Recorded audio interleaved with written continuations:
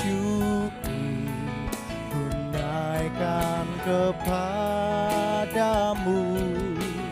Allah Bapa, Allah Anak, Allah Roh Kudus. Segala puji, segala puji, hormat syukur ku naikkan kepadamu, Allah Bapa, Allah Anak, Allah Roh Kudus.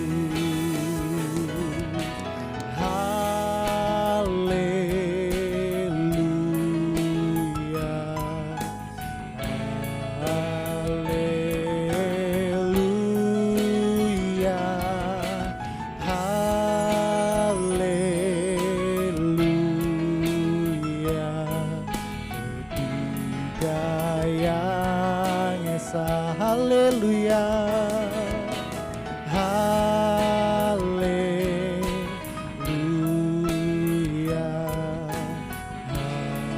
haleluya, haleluya.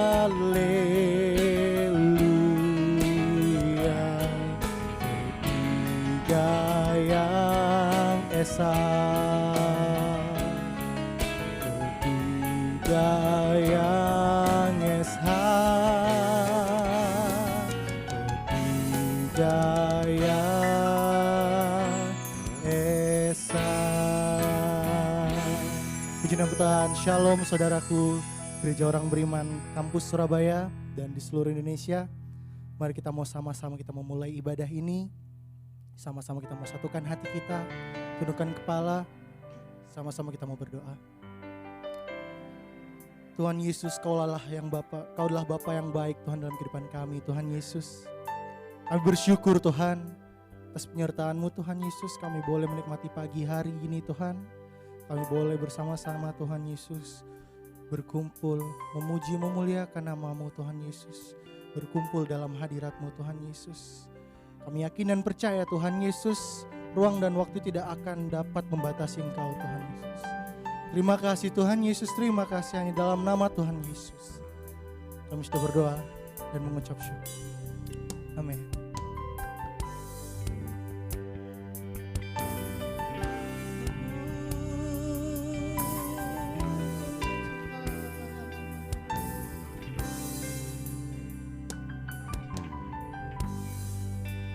Dekat padamu itu rinduku,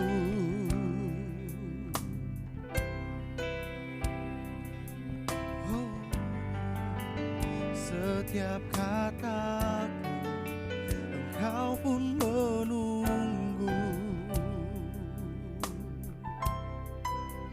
Tak kusangka aku temukan satu kasih yang abadi. Kini ku datang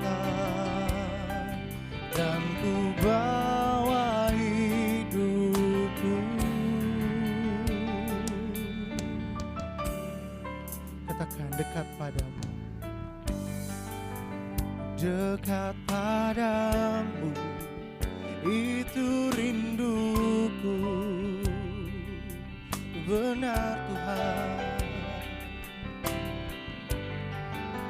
setiap kataku Engkau pun menunggu. Tak kusangka aku temukan satu kasih yang abadi. Kini ku datang dan ku bawa hidupku.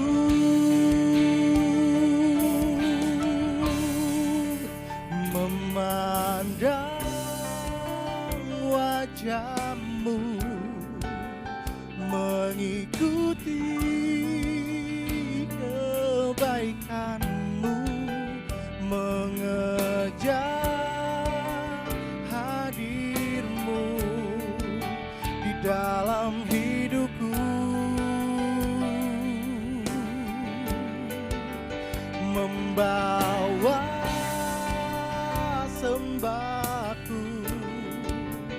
menyatakan kebesaran-Mu, mengejar hadir-Mu di dalam hidupku.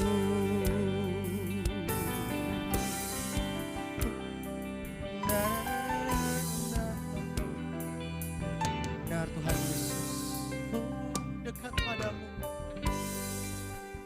dekat padamu, itu rinduku.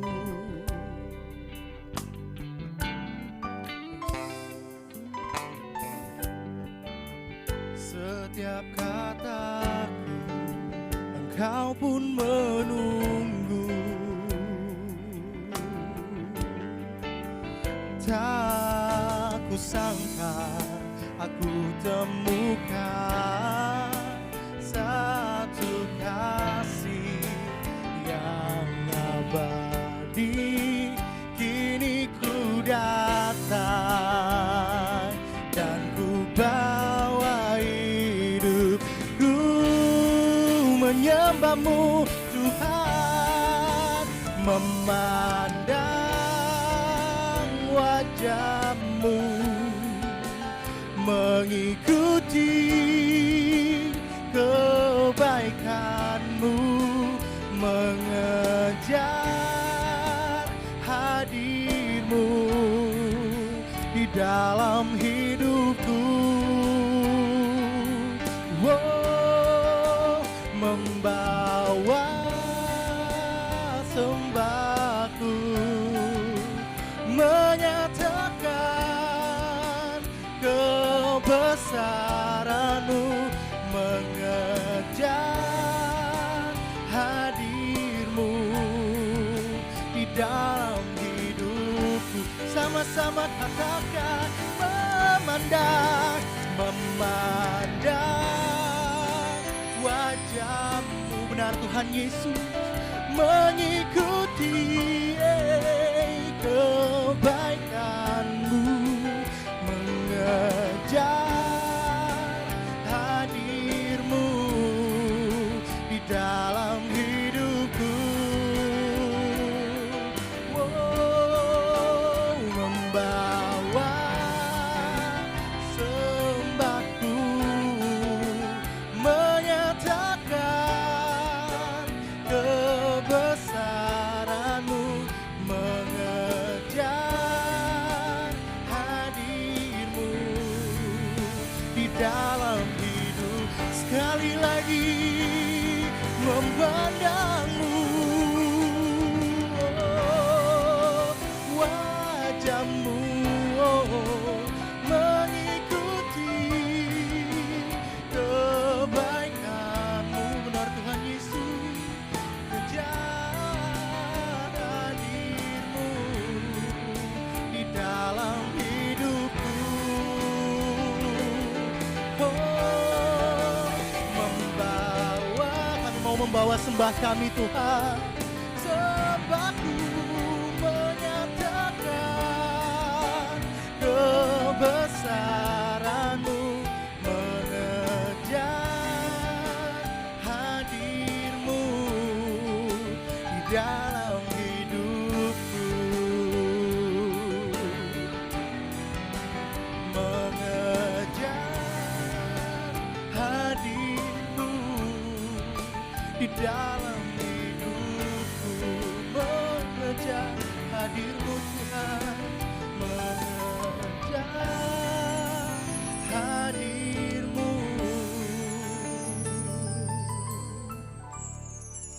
di dalam hidupku. Benar Tuhan Yesus, kami mengejar hadir-Mu di dalam hidup kami Tuhan.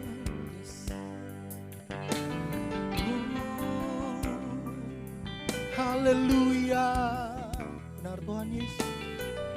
Haleluya, kami mau menyembah-Mu. Oh, syukur bagi-Mu Tuhan. Oh Tuhan Yesus,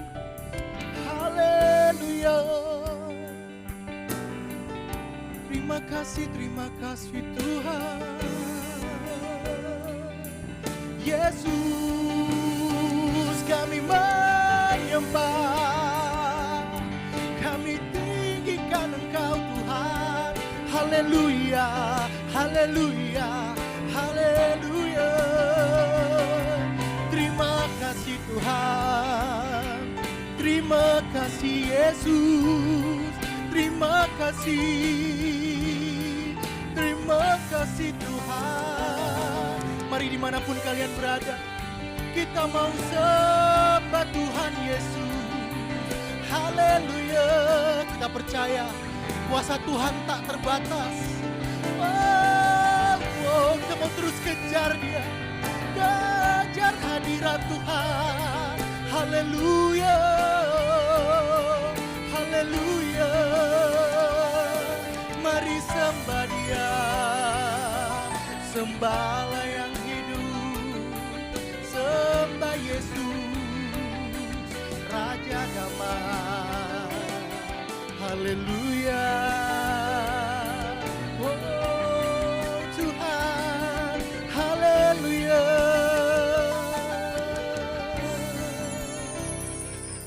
Terima kasih Tuhan, Kau Allah yang setia.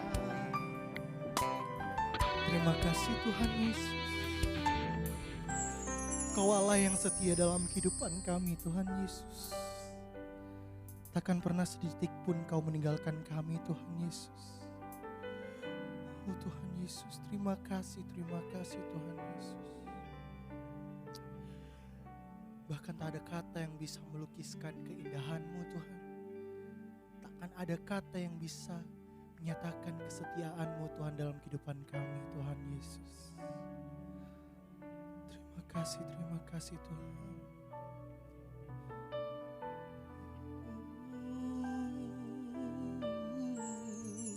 Benar Tuhan Yesus.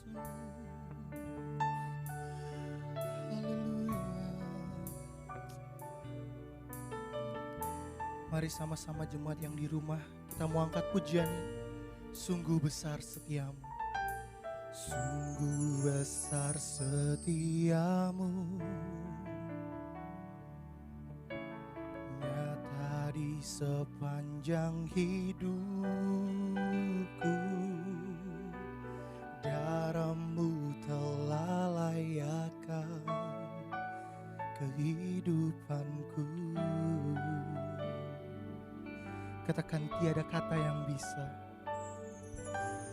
tiada kata yang bisa lukiskan indahmu, lukiskan indahnya Kau Tuhan.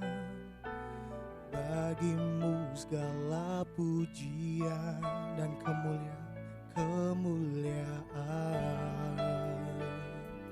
Sama-sama katakan, ku tinggikan Engkau Tuhan, melebihi segalanya, lebih dalam ku menyembah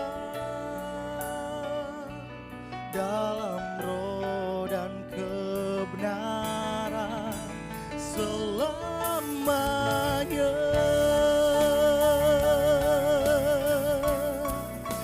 Benar Tuhan Yesus, bahwa kami ingin menyembah-Mu dalam roh dan kebenaran Tuhan Yesus.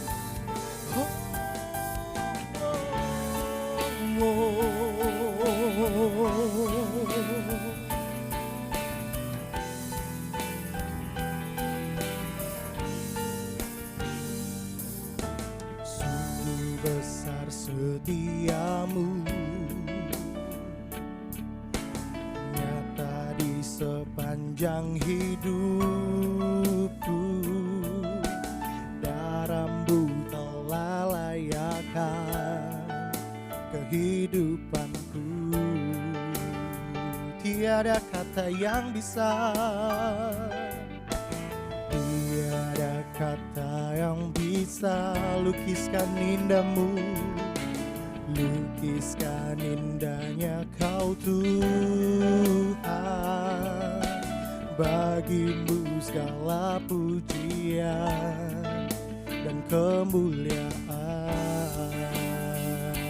Sama-sama ku tinggikan Engkau Tuhan, melebihi segalanya, lebih dalam ku menyembah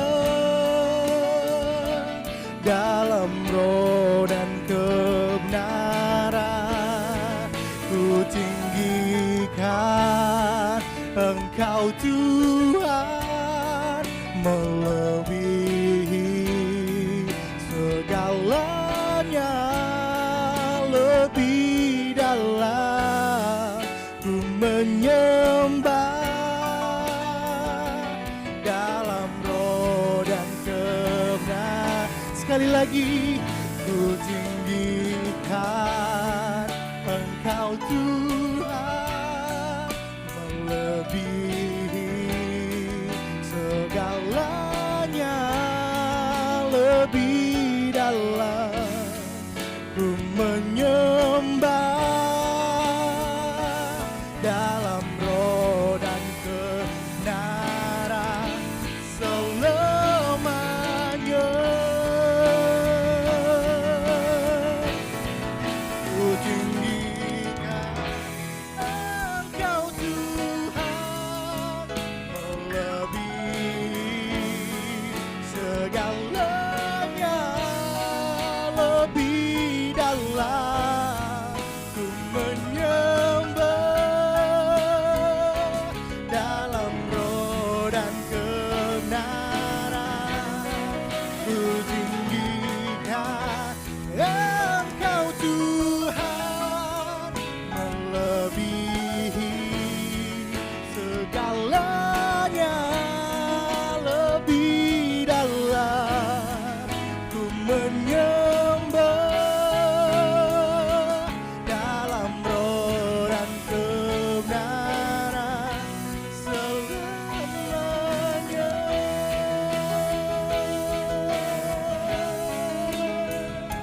Dalam roh dan kebenaran selamanya.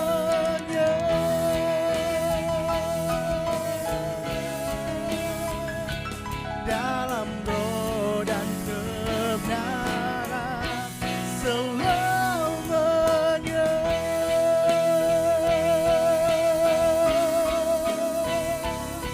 Benar Tuhan, haleluya. Terima kasih Yesus. Terima kasih Tuhan Yesus, terima kasih Tuhan. Terima kasih Tuhan, biar puji-pujian kami bisa menjadi dupa yang harum di hadapan Kau Tuhan Yesus. Dan tiba saatnya kami Tuhan Yesus, anak-anak-Mu Tuhan Yesus, baik yang di rumah dan dimanapun Tuhan Yesus kami berada Tuhan. Kami mau Tuhan, kami rindu Tuhan, dan kami siap untuk mendengarkan kebenaran firman. Hanya di dalam nama Tuhan Yesus Kristus kami sudah berdoa dan sudah mengucap syukur. Amin. Shalom Bapak Ibu Saudara yang terkasih dalam Tuhan Yesus Kristus. Apa kabar? Saya berdoa biarlah kita semua boleh tetap terus semangat walaupun ada di situasi seperti sekarang ini. Puji Tuhan, kita sudah masuk di hari Minggu kedua di bulan Mei, yakni tanggal 10 Mei 2020. Dan hari ini kita akan sama-sama belajar tentang arti hidup orang percaya. Mari sama-sama kita buka firman Tuhan yang terambil dari Filipi pasal 1 ayatnya yang ke-21. Ini secara utuh natsnya sesungguhnya yang saya ambil dari ayat 12 sampai 26, itu bacaan penuhnya. Nanti saudara bisa baca secara keseluruhan tersendiri di rumah. Tapi hari ini, saat ini kita akan membaca satu ayat saja bersama-sama karena ini intinya, yakni di ayat yang ke-21. Demikian firman Tuhan, Filipi 1 ayat yang ke-21. Karena bagiku hidup adalah Kristus dan mati adalah keuntungan. Sekali lagi saya ulang, karena bagiku hidup adalah Kristus dan mati adalah keuntungan. Demikian firman Tuhan. Nah, saudara yang terkasih dalam Tuhan Yesus, hari ini kita akan sama-sama belajar tentang arti hidup bagi orang percaya. Saudara, bagi sebagian besar manusia di luar sana, hidup memiliki arti masing-masing buat mereka. Ada yang menganggap bahwa hidup itu memiliki arti satu momen di mana mereka bisa meraih cita-cita mereka setinggi-tingginya. Ada orang lain beranggapan bahwa hidup ini adalah satu rentang waktu yang harus digunakan untuk memenuhi semua hasrat keinginan hati mereka. Tapi sadarkah saudara bahwa kita hari ini orang percaya, pengikut Tuhan, kita memiliki makna yang baru, arti hidup yang baru. Atas tuntunan Roh Kudus, Paulus memberikan penjelasan yang luar biasa bahwa ternyata buat orang percaya, buat dirinya, buat saudara dan saya, arti hidup kita adalah Kristus. Dan kalau kita mati, kita meninggal, kita berpulang, bukan masalah usia berapa, itu adalah keuntungan. Karena kita akan bertemu muka dengan pencipta kita, Tuhan yang luar biasa. Nah, hari ini biarlah kita semua boleh disadarkan bahwa arti hidupmu dan hidupku itu adalah Kristus. Biarlah hidupmu dan hidupku berbicara tentang Tuhan Yesus. Hari ini saya mau bagikan ada 4 hal arti hidup orang percaya. Hidup orang percaya artinya adalah Kristus. Arti hidup adalah Kristus memiliki 4 hal yang perlu kita mengerti. Yang pertama, mari kita lihat saudara di ayat yang ke-12. Karena secara keseluruhan ini ayat 12 sampai 26 yang tadi saya katakan saudara bisa baca sendiri di rumah. Poin pertama saya ambil di ayat yang ke-12, demikian firman Tuhan. Aku menghendaki saudara-saudara supaya kamu tahu bahwa apa yang terjadi atasku ini justru telah menyebabkan kemajuan Injil. Perhatikan kalimatnya, justru telah menyebabkan kemajuan Injil. Wow! Ini suatu kehidupan yang baru buat Paulus. Kalau saudara yang baca latar belakang Paulus, ini bukan hidup lamanya, ini hidup barunya. Karena hidup lama Paulus, dia adalah anggota Dewan Sanhedrin yang terhormat, darah Yahudi pure murni, dia mengerti semua hukum Taurat, dan dia ingin membinasakan semua orang Kristen. Dia sangat semangat membawa surat kuasa, dia pergi ke Damsyik, ke Damaskus, tapi di perjalanan dia berjumpa dengan Tuhan. Saudara, itu hidup lamanya. Tapi hidup barunya, dia menjadi pribadi yang sudah diubahkan. Bahkan apa yang terjadi atasnya dia katakan ini semua untuk kemajuan Injil. Dia rela disiksa, dia rela masuk penjara, dia rela diadili karena itu semua untuk kemuliaan nama Tuhan dan Injil boleh tersebar, didengar oleh banyak orang. Jadi yang pertama saudara, hidup kita adalah Kristus, artinya yang pertama hidup yang baru. Saya berdoa kita boleh menjadi orang percaya, orang Kristen yang bukan hanya rutinitas aja. Ke gereja, kelihatan ikut persekutuan, kelihatannya ikut pelayanan, aktivitas rohaninya tinggi. Tapi di dalam hidupnya belum baru. Apa arti hidup baru? Hidup baru artinya bertobat, percaya Tuhan sungguh-sungguh, meninggalkan yang lama. Sesungguhnya yang lama sudah berlalu, datang yang baru. Hari ini saya berdoa biarlah kita semua boleh memiliki hidup yang baru, hidup yang kenal Tuhan sungguh-sungguh, bertobat yang lama dibuang. Belsa yang lama dibuang, diganti hidup Belsa yang baru. Tommy yang lama dibuang, diganti Tommy yang baru. Tina yang lama dibuang, diganti dengan Tina yang baru. Dan sebutkan semua nama-nama orang lain di luar sana yang lama dibuang menjadi yang baru. Karena percuma saudara kalau kita KTP-nya kakaknya Kristen tapi tidak hidup yang baru, kau hanya akan menjadi Kristen identitas, Kristen rutinitas. Kristen KTP-nya tapi pukul istri jalan terus, narkoba iya, nonton film porno iya, berjudi iya, pukul orang iya, kata-kata sumpah serapah kotor iya. Kenapa? Karena ternyata belum mengalami hidup yang baru. Saya berdoa biarlah sungguh-sungguh kita boleh mengalami hidup yang baru. Saudara ingat cerita yang namanya anak-anak dari Imam Eli di dalam kitab Samuel. Secara tampilan luar mereka adalah anak-anak pelayan Tuhan. Mereka juga pelayan Tuhan. Mereka melayani di kemah suci. Tapi ternyata mereka belum memiliki hidup yang baru. Sehingga mereka tetap berbuat sesuatu yang tidak benar di hadapan Tuhan. Mengambil daging korban persembahan. Bahkan Alkitab mencatat mereka adalah orang-orang dursila yang tidur dengan semua perempuan yang melayani di depan pintu kemah suci. Marilah kita ingat hari ini bahwa hidup kita adalah Kristus. Bukankah kita telah ditebus oleh darah yang mahal? Jadi hari ini hidup kita adalah Kristus. Kristus adalah hidup yang baru. Yang lama dibuang, sesungguhnya hidup yang baru, bertobat, percaya Tuhan, tinggalkan yang lama. Sesungguhnya yang baru sudah datang bersama dengan Tuhan. Saya ingat satu cerita Bapak Ibu Saudara tentang seorang pendeta di Amerika Serikat yang dulunya adalah mantan preman, anggota gangster. Namanya adalah Rocco Morelli, saudara. Rocco Morelli ini keturunan Italia dan dia dibesarkan di lingkungan gangster dan akhirnya dia menjadi mafia, saudara. Tetapi uniknya dia mengalami pertobatan ketika dia mengalami satu persoalan sehingga dia harus masuk ke dalam penjara. Jadi dia ini mafia, merampok, judi, narkoba dan sebagainya. Tapi di dalam organisasinya dia, mafia ini dia dikhianati oleh orang kepercayaannya. Dan akhirnya dia masuk penjara, kalau tidak salah pada waktu itu tuntutannya adalah 20 tahun. Dia stres, dia shock, dia pingin bunuh orang-orang yang berkhianat sama dia. Tapi justru di situ dia mengalami pertobatan di dalam penjara. Dan akhirnya dia bertobat, dia sadar itu semua adalah hidup yang lama dia tinggalkan, saudara. Dan dia masuk dalam kehidupan yang baru. Di dalam penjara, dia layani orang-orang di penjara. Setelah keluar, dia menjadi pendeta, saudara. Dan dia mendirikan ministry atau pelayanan namanya Rocco Morelli Ministry, saudara. Dan pada waktu dia pelayanan, dia berjumpa dengan orang yang tahu bahwa dia itu dulu hidupnya itu bejat, jahat luar biasa. Dan kaget, kamu mau ngapain di sini? Enggak, aku nggak ngapa-ngapain. Aku sekarang melayani Tuhan, aku ingin menjadi berkat buat sesama. Lalu orang yang pernah tahu masa lalu dia sekarang sudah menjadi hamba Tuhan kaget. Kok bisa jomplang gitu, bisa berubah 180 derajat. Dan dia berkata, ini hidupku yang baru. Hidupku adalah Kristus. Sekarang aku masuk di kehidupan yang baru. Yang lama, mafia, preman, tukang bunuh, rampok, judi, semua sudah dibuang. Sekarang ini aku hidup yang baru. Marilah kita semua boleh masuk di kehidupan yang baru, karena ingat hidup kita orang percaya adalah Kristus, dan hidup adalah Kristus adalah hidup yang baru. Itu yang pertama. Yang kedua, mari kita perhatikan saudara di ayat yang ke-13, demikian firman Tuhan. Sehingga telah jelas bagi seluruh istana dan semua orang lain, bahwa aku dipenjarakan karena Kristus. Nah saudara, menariknya, Paulus menekankan sehingga jelas buat semua orang, supaya diketahui, supaya ditunjukkan, bahasa sederhananya, supaya kelihatan atau bahasa sederhananya supaya dipamerin bahwa ini semua terjadi karena Kristus, saudara. Dipenjara karena Kristus. Yang kedua, hidup orang percaya artinya adalah Kristus.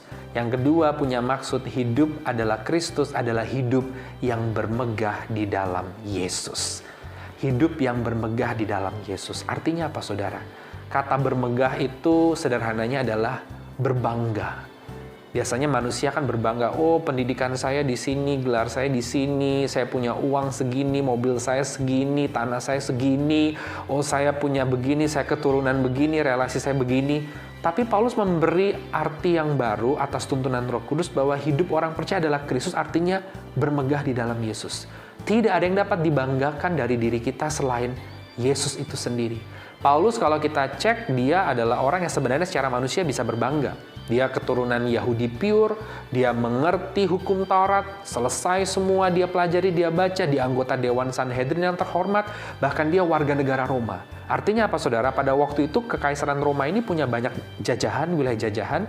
Dia bukan warga negara atau paspor jajahan, tapi dia adalah paspor dari Kekaisaran Roma. Ya istilahnya paspor kalau zaman sekarang. Artinya dia warga negara kelas 1 yang tidak bisa sembarang dipukuli kalau tidak diadili dan dicari tahu dulu persoalannya seperti apa. Jadi dia memiliki privilege yang luar biasa di wilayah Roman Empire, Kekaisaran Romawi. Tapi itu semua tidak dia banggakan. Karena ternyata dia tekankan biar seluruh istana, semua orang boleh tahu ini semua terjadi karena Kristus. Karena dia mau bermegah di dalam Kristus.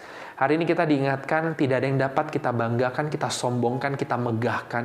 Ya, kata bermegah ini artinya dibanggakan, ya, diboasting, dimegahkan, disombongkan. Tidak ada yang bisa kita banggakan selain salib Kristus itu sendiri. Hari ini kalau engkau punya harta, bukan untuk dibanggakan, tapi untuk disyukuri karena itu adalah dari Tuhan. Hari ini kalau engkau punya kecantikan, paras yang ganteng, tidak untuk disombongkan, tapi disyukuri karena itu adalah berkat dari Tuhan. Hari ini kalau engkau memiliki jabatan, engkau memiliki talenta 1, 2, 5, 7, 9, itu semua bukan untuk disombongkan atau disalahgunakan, tapi untuk disyukuri karena itu semua adalah anugerah pemberian Tuhan. Saya ingat satu cerita tentang, kalau sudah pernah mendengar nama seorang pengkhotbah yang terkenal, seorang penginjil yang terkenal, Billy Graham. Billy Graham ini baru wafat sekitar 2 tahun yang lalu, tahun 2018. Dia lahir 1918. Jadi waktu dia wafat itu hampir 100 tahun usianya. 99 tahun sekian bulan, saudara. Dan dia sudah melayani secara luar biasa. Secara manusia, wow, apa yang kurang dari dia. Billy Graham ini sudah pelayanan bukan dari tahun 90-an, bukan dari tahun 80-an, bukan dari tahun 70-an. Tapi dari tahun 1930-an dia sudah pelayanan, saudara. Dan sejak tahun 1945 dia sudah mengenal Presiden Amerika. Dia menjadi pendoa atas setiap presiden-presiden Amerika, penasehat secara rohani buat setiap presiden Amerika sejak Presiden Harry Truman tahun 45 sampai terakhir Presiden Barack Obama tahun 2012 kemarin, saudara. Jadi bayangkan semua presiden itu semua dia sudah biasa keluar masuk gedung putih. Bahkan pelayanannya secara luar biasa Tuhan berkati, dia sudah berbicara di depan bukan 1 juta orang, bukan 2 juta orang, tapi sudah berbicara di depan 210 juta orang. Dan dia sudah berkeliling bukan hanya 2 negara, 20 negara, 30 negara, dia sudah berkeliling ke 185 negara. Berbicara di depan 210 juta orang. Bertemu Presiden Amerika dan pemimpin-pemimpin dunia keluar masuk gedung putih dari tahun 45 sampai 2012 kemarin. Berdoa di setiap pelantikan Presiden Amerika. Tapi apa yang menarik, saudara, dia tidak pernah membanggakan itu. Dan dia selalu berkata, nothing to boast but the cross of Jesus. Nggak ada yang bisa dibanggakan kecuali salib Yesus. Dia tidak pernah dapat membanggakan kehebatannya bertemu pemimpin dunia. Dia tidak pernah membanggakan hartanya, relasinya, kekuatannya. Dia sudah khotbah di depan ribuan orang. Enggak. Dia nggak pernah berkata, ini aku yang berbicara hebat. Enggak. Tapi dia selalu bilang, bahwa gak ada yang bisa dibanggakan kecuali salib Yesus itu sendiri. Dan pada waktu dia pulang, saudara, pulang ke rumah Bapa di sorga, maksud saya tahun 2018 dia meninggal, beberapa negara bagian menampilkan baliho dengan foto Billy Graham, penginjil yang terkenal, ya, dan di sana ditulis, gone home, pulang ke rumah siapa? Ke rumah Bapa di sorga. Dari situ kita bisa belajar bahwa hidup adalah Kristus, artinya hidup yang bermegah di dalam Tuhan Yesus. Hari ini tidak ada yang bisa kita sombongkan. Semua yang kita miliki hari ini adalah anugerah pemberian Tuhan. Yang bisa dibanggakan hanya Kristus, karya salibnya, kasihnya, kebesarannya, dan kekuatan yang luar biasa. Itu yang kedua. Yang ketiga, Bapak Ibu Saudara, mari kita perhatikan di dalam Filipi pasal 1 di ayatnya yang ke-15 dan yang ke-16. Demikian firman Tuhan. Ada orang yang memberitakan Kristus karena dengki dan perselisihan, tetapi ada pula yang memberitakannya dengan maksud baik. Ayat yang ke-16a, mereka ini memberitakan Kristus karena kasih, sebab mereka tahu bahwa aku ada di sini untuk membela Injil. Perhatikan kata memberitakan diulang lebih dari 1 kali, memberitakan. Nanti saudara baca sendiri secara keseluruhan, memang ada yang maksudnya tidak baik, tapi Paulus bilang, toh intinya nama Yesus diberitakan. Nah, di sini kata memberitakan ini muncul berkali-kali. Yang ingin saya sampaikan, poin yang ketiga, hidup saudara dan saya sebagai orang percaya adalah Kristus, kata Paulus. Apa artinya yang ketiga? Hidup yang memberitakan Yesus. Hari ini yang diberitakan bukan dirimu dan diriku. Hidup ini bukan tentang dirimu dan diriku, supaya aku yang dikenal, supaya margaku yang dikenal, supaya nama keluargaku yang dikenal, supaya hartaku yang tetap bertahan, supaya jabatanku yang dikenal. Bukan tentang aku, kamu. Tapi yang diberitakan adalah Yesus. Sudahkah lewat pekerjaanmu nama Yesus diberitakan? Sudahkah hari ini lewat pelayananmu nama Yesus diberitakan? Jangan-jangan lewat pelayananmu malah dirimu yang diberitakan, yang dimuliakan, yang diagungkan. Harus nama Yesus. Sudahkah hari ini lewat usahamu, rumah tanggamu, suami istri memberitakan nama Yesus? Jangan-jangan lewat kehidupan rumah tangga bukan nama Yesus yang diberitakan. Karena percekcokan, berantem, lempar-lemparan, ya, tusuk-tusukan, bukan nama Yesus. Sudahkah hari ini lewat studimu, lewat keahlianmu, Yesus yang diberitakan? Karena ingat, hidup kita sebagai orang percaya adalah Kristus, artinya hidup memberitakan Yesus. Saya berdoa hari ini dimanapun Tuhan taruh dirimu, apapun yang kau kerjakan, pekerjaan, karir, usaha, rumah tangga, pelayanan, masa depan, keluargamu, semuanya memberitakan tentang Tuhan Yesus. Saya ingat satu cerita tentang James Hudson Taylor. Dia adalah seorang misionaris Inggris yang melayani di China tahun 1800-an. Kita bisa bayangkan ya, tahun 1800-an tidak seperti sekarang 2020, tentu China yang sekarang dengan China yang dulu berbeda. Dan dia pergi ke China, saudara, dan singkat cerita, saudara, James Hudson Taylor ini adalah misionaris yang sangat-sangat terkenal. Dia melayani 51 tahun di China. Makanya dia bisa bahasa Mandarin, bisa bahasa dialek. Kan China juga punya banyak bahasa daerah, saudara. Dia ngerti dan dia sudah mendirikan 125 sekolah. Dia sudah mengkader 800 misionaris dan dia sudah menobatkan 18.000 orang bertobat percaya Tuhan Yesus. Tapi menariknya saudara, waktu dia pertama kali naik kapal tahun 1800-an ke daratan China, dia tuh cari asisten, saudara. Tentu dia perlu asisten karena kan sebelum dia 51 tahun tinggal di China, diawali dengan hari pertama tinggal di China, dia belum bisa apa-apa. Belum bisa bahasa Mandarin, belum terlalu mengerti budaya sana, orang-orangnya seperti apa, dia harus mempelajari, dan tentu dia cari orang untuk membantu asisten. Sebelum dia berkhotbah, memberitakan tentang Yesus kepada orang-orang, buat ibadah-ibadah, dia harus jadi berkat dulu, saudara, buat asisten ini. Tentu asistennya adalah orang lokal dari sana, dari China. Orang lokal yang ngerti bahasa lokal, ngerti budaya lokal. Saudara tahu apa yang terjadi? Orang lokal ini akhirnya bertobat percaya Tuhan Yesus. Lewat apa? Lewat kehidupan James Hudson Taylor. Jadi sebelum dia mengkader sekitar 800 misionaris, mendirikan 125 sekolah, menobatkan 18.000 orang, pelayanan 51 tahun di China, dia sudah menjadi kesaksian memberitakan Yesus buat asistennya yang ikut dia kemana-mana, yang melihat kehidupannya. Oh, ternyata Tuan Taylor kalau ada masalah dia berlutut berdoa. Kalau ada pergumulan dia nggak maki-maki sumpah serapah, dia nggak tampar anak-anak dan istrinya, dia tidak jatuh dalam kehidupan. Artinya hidupnya memberitakan tentang Tuhan Yesus, dan akhirnya asisten ini percaya Tuhan Yesus lewat pemberitaan yang disaksikan lewat kehidupan James Hudson Taylor. Hari ini saya berdoa biarlah hidupmu dan hidupku adalah hidup yang memberitakan tentang Tuhan Yesus. Itu yang ketiga. Yang terakhir, yang keempat, saudara, kita lihat di ayat yang kita baca pertama kali di ayat 21. Karena bagiku hidup adalah Kristus dan mati adalah keuntungan. Ayatnya yang ke-22, saya tambahkan.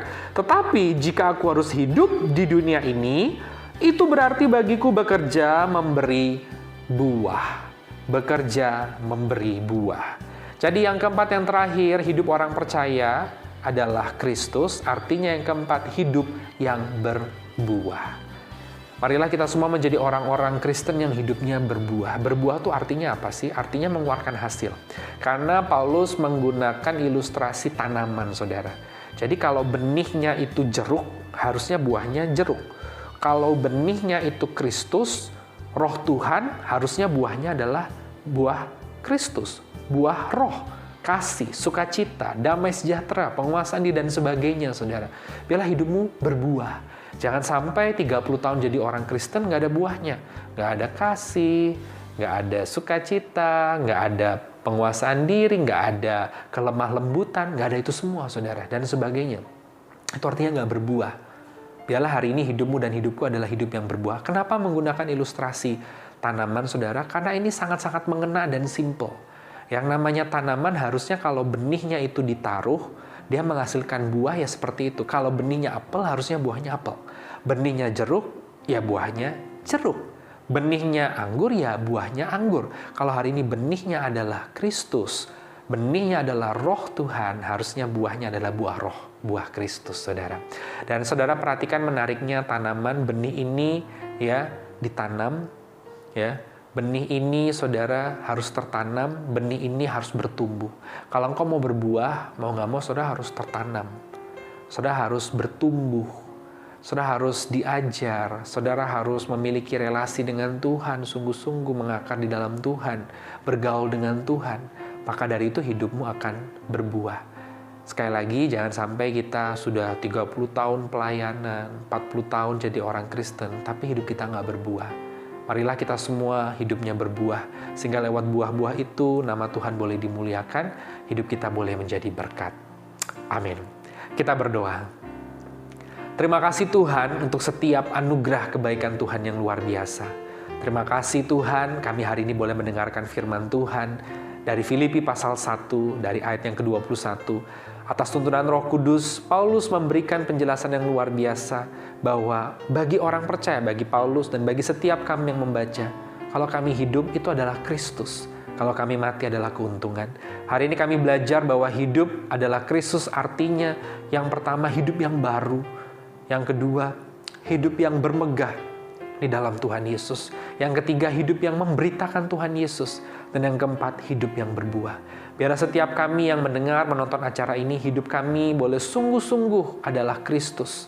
Biarlah dimanapun kami berada, nama Tuhan boleh dimuliakan. Hidup kami boleh berbuah, menjadi berkat, berdampak bagi sekeliling kami.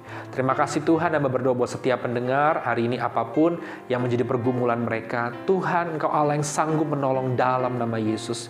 Mereka yang hari ini bergumul tentang pekerjaan, usaha, karir, pelayanan, rumah tangga, masa depan, hari tua, semuanya Tuhan tolong dalam nama Tuhan Yesus. Kami terus berdoa bagi bangsa dan negara kami Indonesia. Tuhan berkati, Tuhan pulihkan.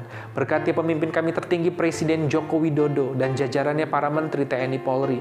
Berikan hikmat kekuatan dalam mengurus negara Indonesia. Kami berdoa bagi setiap gubernur-gubernur, bagi setiap wali kota, bupati-bupati dalam kapasitasnya masing-masing dalam kondisi pandemi ini, supaya mereka diberikan juga hikmat dan kekuatan dalam menangani daerah mereka masing-masing. Kami berdoa bagi seluruh orang-orang percaya, umat Tuhan, mereka yang terdampak juga ekonominya karena pandemi ini, para pengusaha, para karyawan, tenaga profesional, Tuhan memberkati. Mereka, Tuhan, masyarakat di kelas menengah ke bawah juga yang terdampak, Tuhan berkati.